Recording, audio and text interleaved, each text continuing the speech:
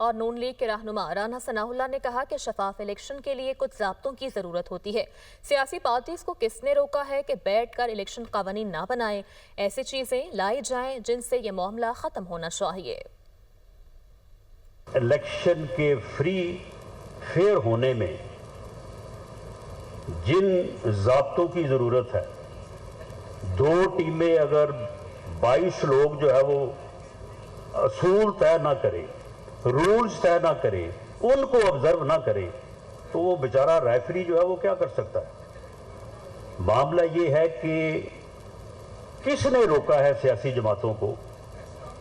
کس نے روکا ہے کہ آپ بیٹھ کے جو ہے وہ آپ الیکشن رولز نہ بنائیں؟ الیکشن رولز میں ایسی چیزیں لائیں کہ جس سے یہ معاملے ختم ہو جائے، نہ کوئی کسی کو لا سکے، نہ وہ کسی کو روک سکے۔ جب 18 میں ہم کہتے تھے کہ جی ہماری 45 سیٹیں جو ہیں وہ RTS بٹھا کے ان کو جو ہے وہ وزیر اعظم بنا دیا گیا ہے، تو اس وقت ہمیں یہ کہا جاتا تھا کہ آپ سسٹم میں آ گئے ہیں، آپ نے آگے اوتھ لے لیا ہے جو ہے وہ اسمبلی میں، آپ لیڈر آف دی اپوزیشن بن گئے ہیں، بیٹھے یہاں پہ پارلیمانی کمیشن بناتے ہیں، بیٹھ کے یہ رولز کو ٹھیک کریں۔ ہم نے کہا ٹھیک ہے جی بنا دیں، پارلیمانی کمیشن بن گیا، اس کی پہلی میٹنگ ہوئی، پرویز خٹک صاحب اس کے سربراہ تھے، اس کے بعد 4 سال دوبارہ میٹنگ نہیں ہوئی۔